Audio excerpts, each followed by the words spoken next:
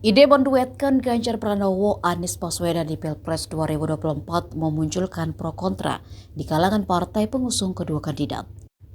Setelah jadi bola panas, Ketua DPP PDIP Said Abdullah melakukan klarifikasi pernyataannya itu. Said mengatakan bahwa pernyataan itu hanya andai-andai pribadinya dan tidak masuk ke dalam pertimbangan partai. Dikutip dari tribunnews.com, Said memastikan Anies Baswedan tidak masuk dalam hitungan cawapres Ganjar Pranowo. Said pun menegaskan bila wacana duet Ganjar dan Anies yang diungkapkannya bukan andai-andai, maka dirinya bisa dipecat. Semua pernyataan tersebut di luar dari pakem partai yang sudah disampaikan Ketua Tim Pemenangan Puan Maharani. Said pun menuturkan bahwa wacana duet Ganjar dan Anies tidak dibahas di internal PDIP. Said mengatakan daftar bakal calon wakil presiden pendamping Ganjar hanya ada 7 nama.